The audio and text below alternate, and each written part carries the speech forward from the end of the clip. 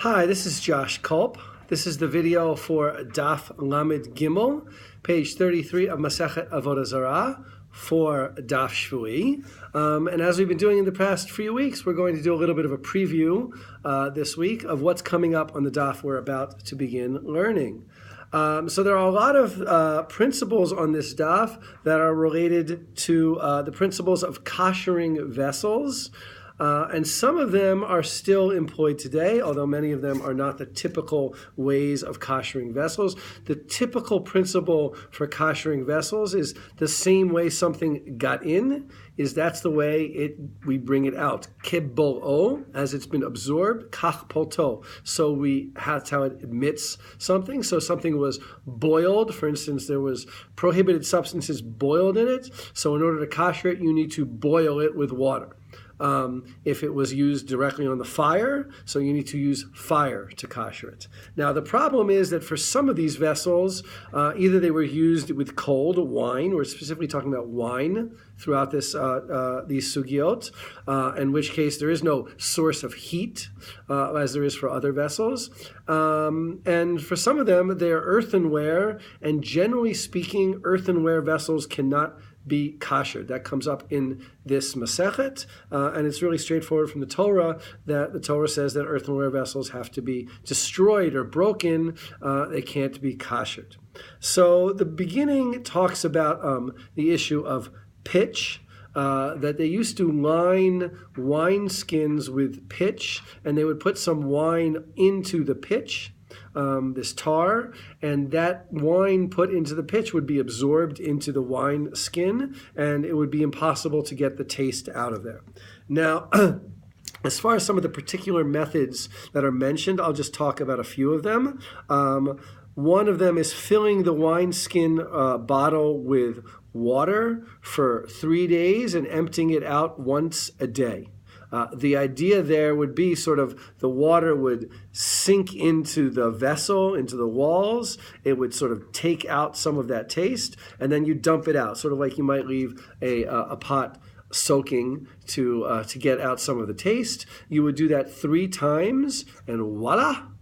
No more taste of wine in your wineskin. That wine is the prohibited wine used by idolaters, and therefore you could use the wineskin. There are substances, at least according to Rashi's interpretation, that would nullify the taste of the wine. So, for instance, if you used fish brine in your wineskin or your wine bottle, that salty fish brine would immediately burn off the taste of the wine, and anyone who uses that fish brine would not have the taste of the wine. Another substance that's like this that gets mentioned a little bit later in the sugya is beer. As you know, my favorite beverage. And so if you were to put beer into the wineskin, the beer would nullify the taste of the wine. Now that's interesting because today we do have some beers that are aged in wine barrels. We have whiskeys that are certainly aged in wine barrels, and there's a debate among poskim, among modern authorities, those at least who are strict about using non-Jewish wine. Does that non-Jewish wine prohibit the beer or the whiskey? I'm not going to give you what I think is an answer or my personal opinion.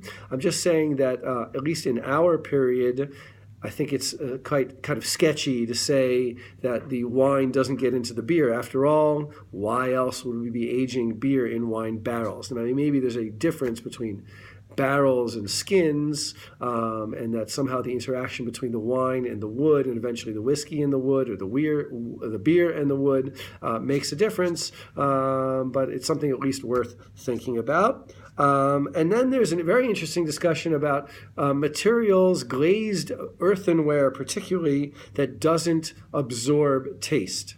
And this is something that is, I think, very relevant for the modern period, and something I think about quite frequently. Earthenware in the Talmud was highly absorbent of taste. Indeed, certainly pots in which earthenware had been earthenware pots in which they've been cooked in, that taste was permanently part of the pot and may enrich your next dish. I'm listening to a book called Consider the Fork, where she talks about the history of cooking and eating utensils, and certainly part of the attraction of earthenware vessels was that the tastes of the old meal would sort of be cooked into the pot and would emit their taste and would give flavor, salt, and all sorts of good flavors to the next dish cooked in there. But if that's prohibited substances, that's a problem.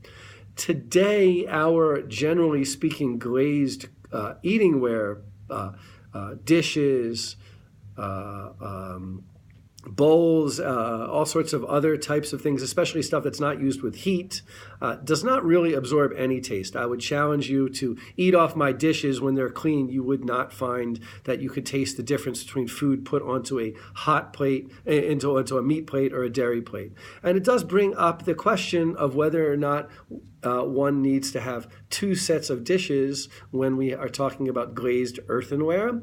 I'm not going to give you a psak halacha. That's not something I do on this video or on Daf Shevui, or at least not all that frequently. But I will say that it is worth thinking about. The Talmud is working with a system of kashrut that's based on real taste.